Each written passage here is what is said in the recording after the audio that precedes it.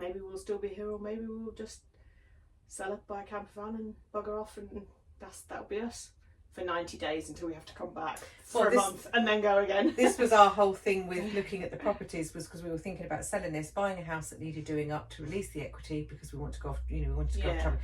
We were going to go off travelling because of what redundancy. It's like, let's sort of for a year. We were going to rent our house out for a year. And then I'd heard horror stories about renting houses out, and obviously because we didn't want to do it for a year, it was like that then becomes complicated. There's the different rules that have just come in. I know. And I thought, I don't need that kind of stress if anything goes wrong. So then we thought, well, we'll sell this house, we'll buy one that needs doing up, and as I say, but actually we don't know that such. Anyway, that's all by the by, isn't it? That's just life, and that's just stuff. It was just interesting you saying that. I do think it's interesting though. I think, that if you live where you've always lived, and your siblings are there, your parents are there, your adult kids are there, maybe with their own, all that kind of thing. If you've got real infrastructure, you've got a reason to be somewhere. But not most of us at all, but a lot of us now, you go to university and you never come home, or you go move for a job and all of that. So people are more spread out, I think, anyway. And to make somewhere home, you can make your house your home for sure, which our last two houses definitely weren't. But this one we're in now does feel like our home. The others were where we lived. So that's nice to have that. But whether you belong in the area or not, and I would say that, and neither of us feel like we do. It's kind of weird. And yet that's strange, to say, for all the moves, for all the places that we've gone to, and yet here is the place that I feel that I've done. But maybe I've put more effort in here because I don't know, maybe, I don't know, but I just feel. Do you have do you have friends here?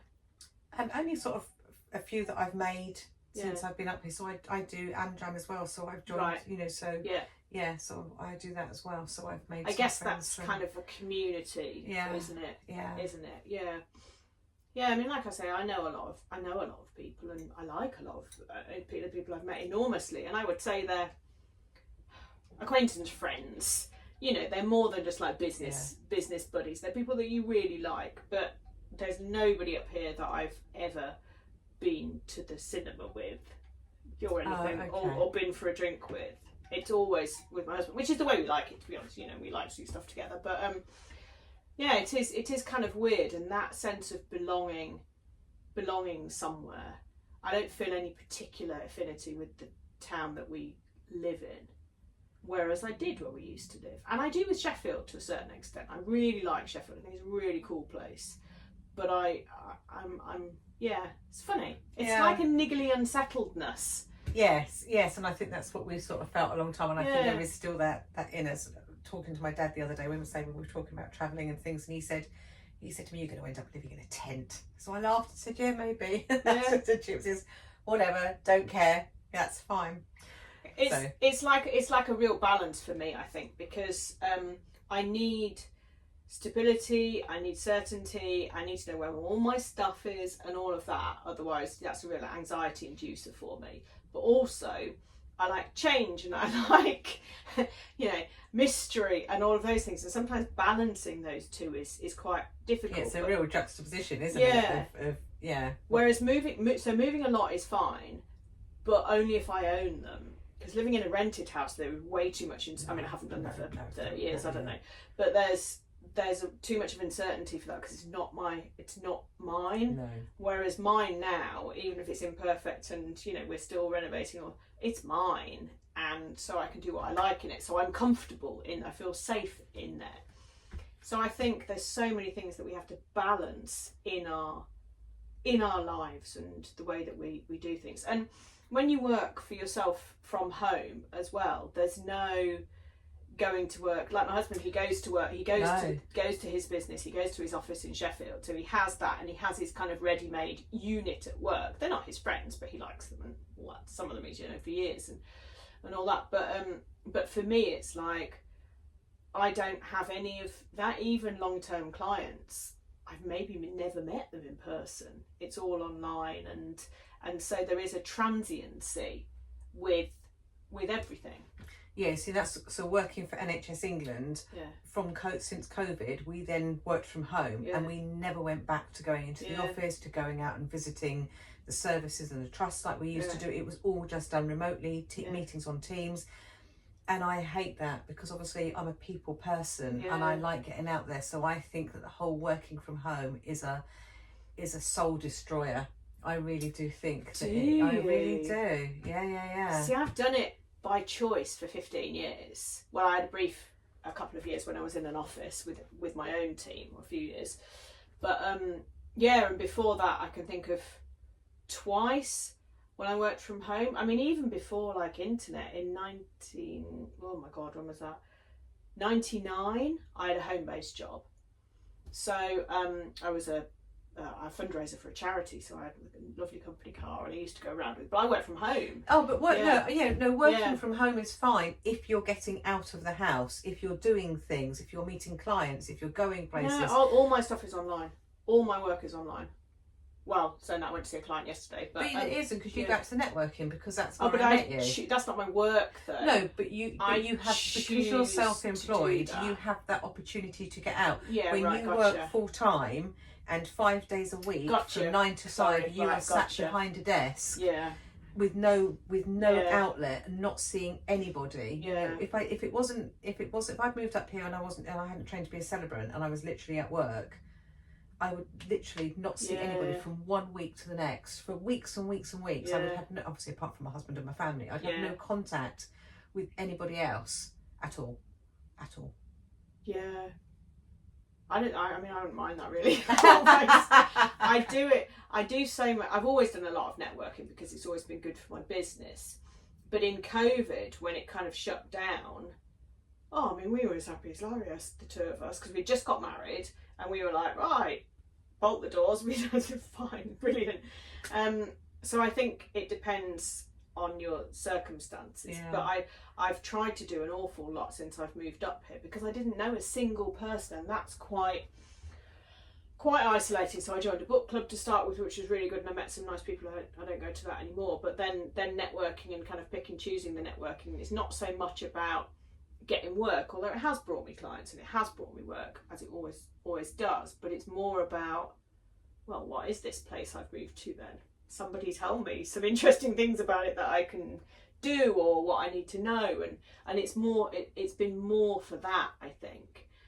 But is it my natural state to go out and be with other people? God, no, absolutely not. It's to be at home and just in my own head doing my own thing, pottering about in the garden. Yeah, it's funny, isn't it? Absolutely not. It's effort. It's effort, and it's expending energy. Okay. So I have to counterbalance that by then not doing anything. Yeah, no, it's not. Whereas I say, I'm the complete opposite. I like to be. So to be out there. Are you an extrovert then? Would you say? No. See, I don't think I am. I don't. I think everyone thinks I'm an extrovert because I am a people person and because I go on stage. But I think it's all just a bit of a cover, really, for actually feeling very insecure and paranoid and, and all the rest of it. I think it's all just, and I'm not comfortable, so I'm quite happy doing one-to-one.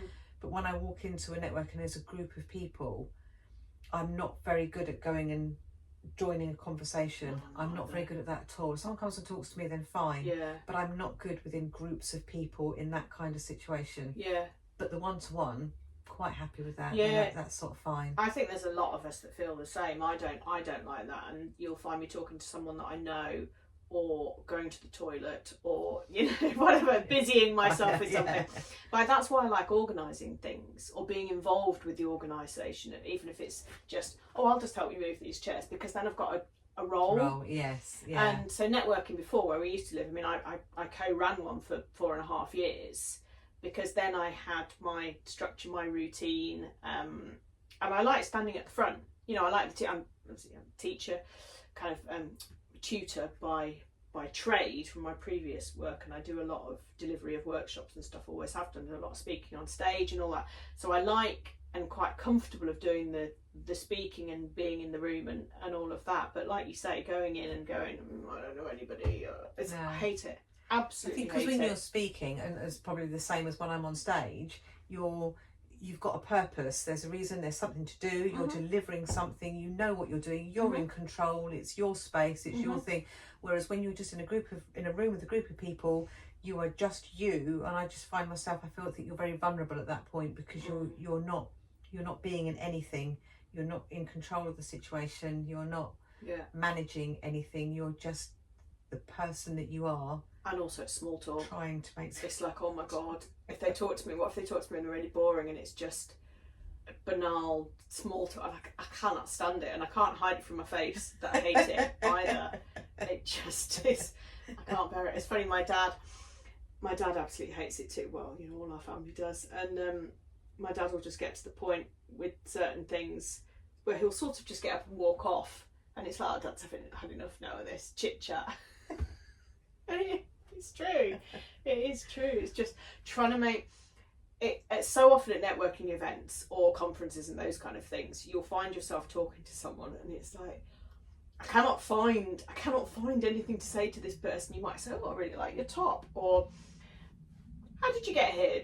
How did you find the parking? You know, or something to kind of spark a conversation. And if you just can't find that click, or immediately go into a deeper conversation, which is great when that happens, it's just like, I need to just... No, it's just like tumbleweed then, isn't it? Yeah. That's when it's, excuse me, I just need the toilet. Yeah. You know, it's just like... If you do have that, as you say, that sort of difficult conversation, you're just saying some kind of platitude or something, and you don't get much back in return from it, it's just so awkward, isn't it? It's just horrible. Yeah. It's just absolutely awful, and it is a real fear at networking events, and particularly the mixed groups, because I know we both do a lot of women only ones, but at the mixed groups, and you know, there's like the middle-aged guy that you're just like, oh, you're not my target audience, you don't, I mean, it might be a really cool person, right? But you know, largely the middle-aged white guy in the suit, probably we're not on quite the same wavelength, and so it's just, oh no, I need to, please just don't talk to me. Don't talk to me. But sometimes I also find that as you say, it's the thing with opposites. I think a lot of our ways, we've got quite opposite views about things, because we were talking about the funerals, and I was saying about how, you know, pure cremations and all the rest of it, you know, there's no service, and you were like, no, that's what my parents want, I think that's what I want as well, nice and efficient, and it's just, but I think that's an autistic thing though as well. Yeah, so, possibly, but equally, it's just like, well, when you're dead, and just, it doesn't matter, we'll do a thing, you don't need to be there because you're dead, right? So it's about the other people, and I know that's a really black and white way of looking at things, but it is largely what my family thinks, and I think we're kind of all quite happy with that. Yeah, really. and it's fine. But as I say, I'm just saying, I think I've really enjoyed learning about myself, but also learning that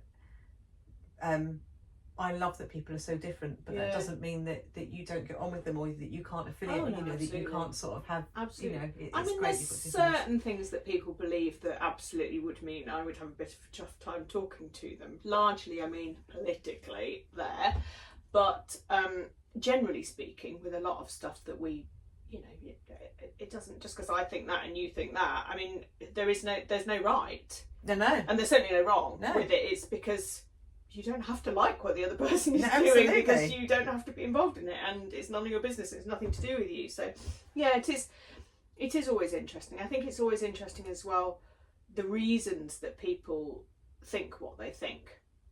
You know, sometimes it's from something that's happened to you, sometimes it's just what you were told and you've never questioned it, sometimes it's, you know, who knows what reasons. And I always think that's quite interesting, the why beneath the, I think, on stuff. Yeah. What made you go become a celebrant then? I don't know. I've been to a couple of funerals in recent years, and one of them was really poor, and I sat there thinking, this really isn't about the person, you know, but didn't have anything really to go on what I was doing. Yeah. The last one I went to was like that. It was a couple of weeks ago, and it made me desperately sad. Yeah, really, really not about the person at all. And then when I knew they were talking about redundancy, it was like a thing of like, well, what can I do? And I don't even know where the celebrant thing came up from, but I just thought, I could do that. I could do that. I reckon I could, you know, I've got good empathy. I like finding out about people. I like social history, so finding out about people's lives and things, great, right up my street. I did no research into how much work there was for a celebrant or anything like that. I thought, no, I'll do that. Did the training and then discovered that actually it's quite a swamped market and quite a difficult business to break Well, I into. have to say, since I moved up here, which is 4 years ago, I've never met as many celebrants in my life, and I don't know if it's just there's been an increase in popularity, or I happen to go to networking groups that attract, you know, people doing that. But yeah, it is. Yeah.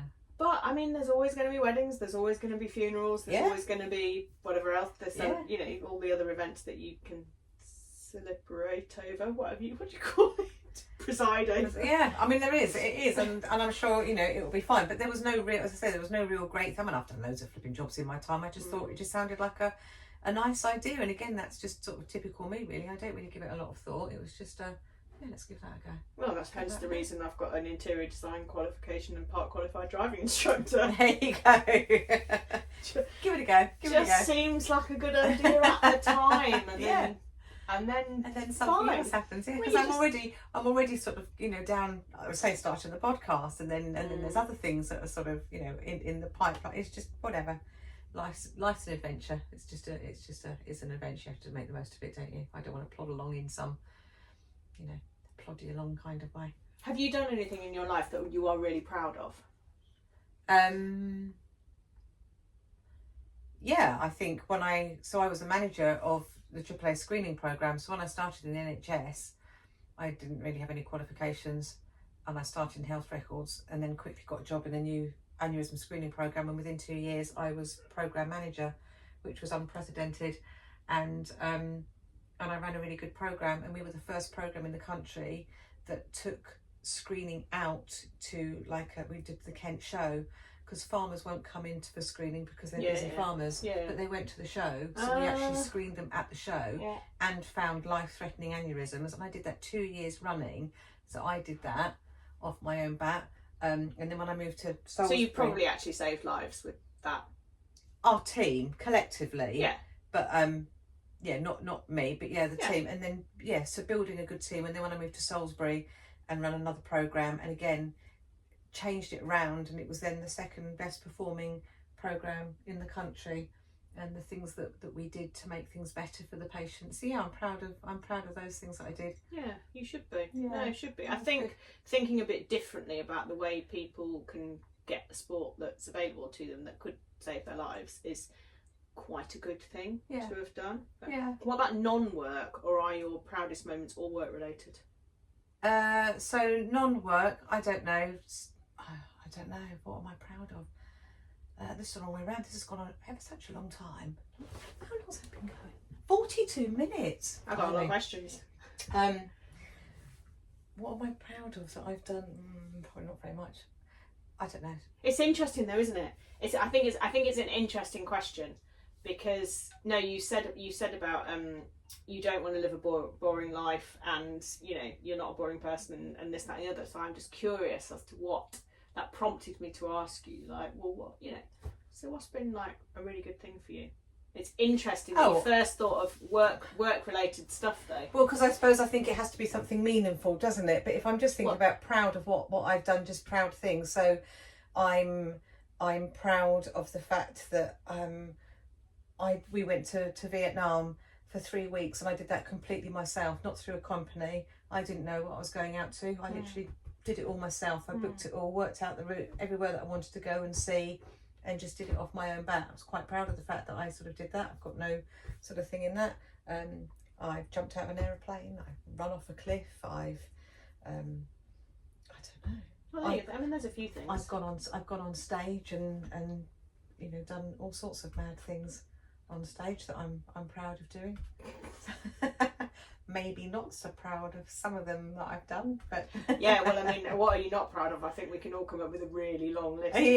But it's an interesting question, isn't it? Because I don't think people reflect. Everybody is very future focused, and I talk about this a lot on my podcast about why we're always chasing more and we're always striving for more, and particularly why the business world says, you know, grow, scale, all these things. And it's like, what if actually I've done some quite cool stuff, I'm in a place that's all right. I'm going to stay here for a bit.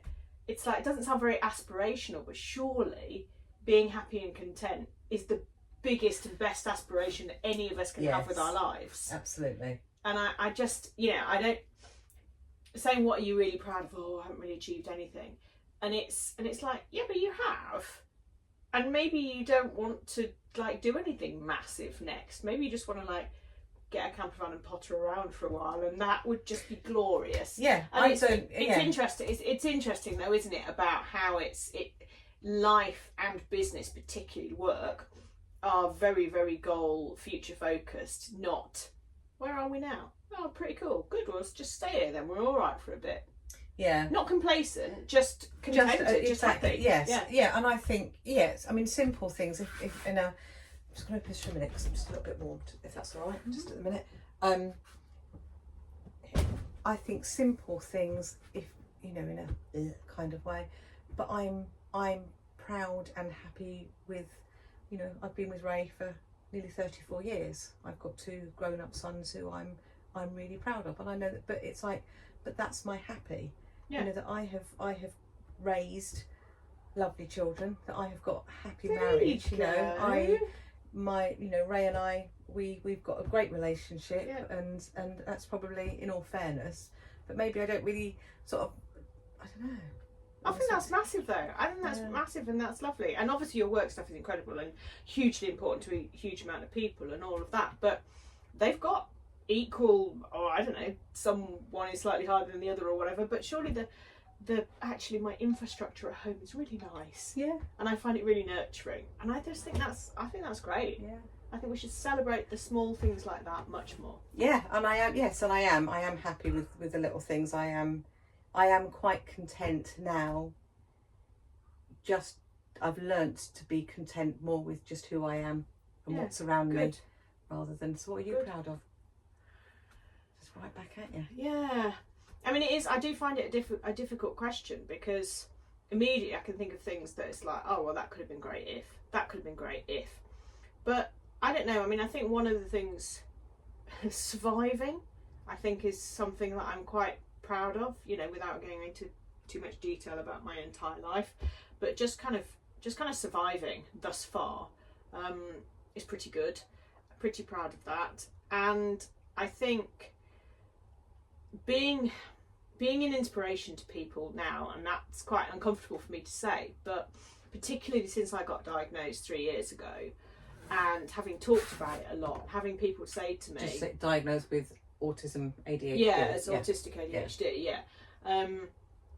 And talking about it a lot, and having people say to me, look at you up on stage or talking at this event or whatever, and having a successful business and functioning as a human, and actually I didn't know that my child, who's just had a future like that, who's just been diagnosed, but actually you've really inspired me to know that they'll be okay. And I know it depends, it's literally a spectrum and it depends and all this, but for those of us on my end of the spectrum, quite a lot is possible. And I suppose I'm quite proud of my tenacity and determination to just fucking make something of life, despite everything, is something. But also still having a roof over my head, because for 3 years I'd got divorced, I was still running my business, it was a horrible time, and then to still have the house, and now I've met my now husband, and life's glorious. So to have got through those between husband years, as I call them, was really awful time in my life. So I'm proud of the fact that I've got through that and kept going, and just stuff.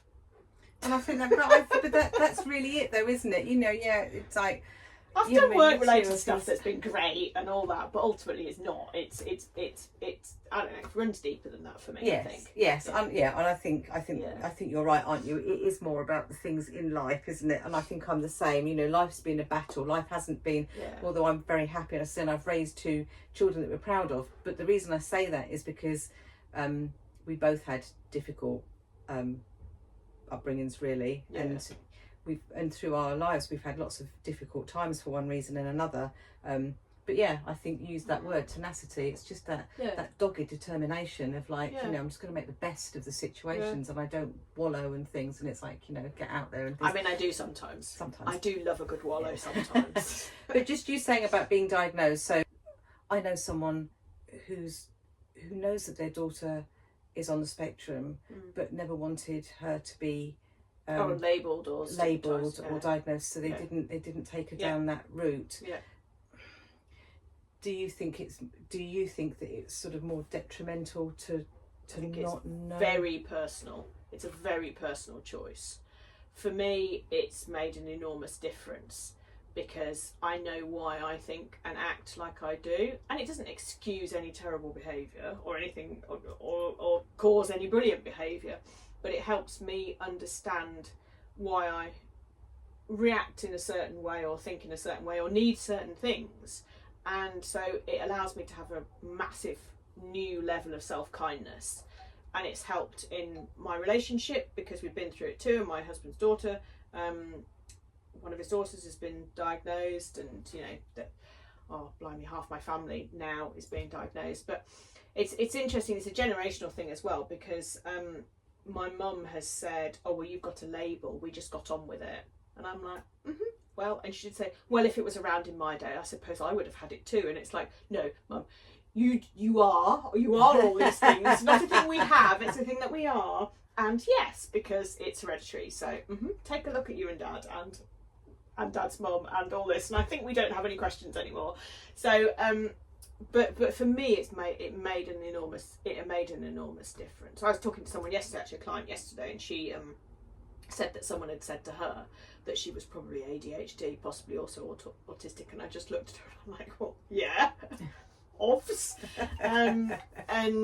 And she said, but she doesn't know if she's interested in getting a diagnosis because she doesn't know what difference it makes, and that's fine. Yeah, okay. I think it's really, really personal, but for younger people, I think there is so much more support that they can access. They can access stuff at schools, they can get additional support at university, and I think that if that had been available to me, well, and probably all my friends, certainly the transition from school to life after would not have been as catastrophically horrendous as it was for me if I'd have known. Right. If I'd have known what was going on, well, not in here, but in here. So if you're younger, I think it's probably a good thing. If you're older, I don't know, I guess it's up to you. But it's really so personal that it's a case by case, isn't it? Case by case. But I'm really glad. I'm glad that I know. I'm not glad that I am these things because it's just I am or I not am. You know, it's just a thing. But I'm glad that I know, and I'm glad that me talking about it helps other people. Yes. And I think that's a really important thing, isn't it? And again, I think that's the thing, you know, all of this is just about other people then seeing that, oh, actually, yeah, I'm like that, and it's okay. And that's it, isn't it? It's just, what's the phrase? This is going to be my final point before we end it. Yeah. That sharing is caring. All right. We'll end on we'll have live, sharing. life, love kind of banner. Yeah, sharing is caring.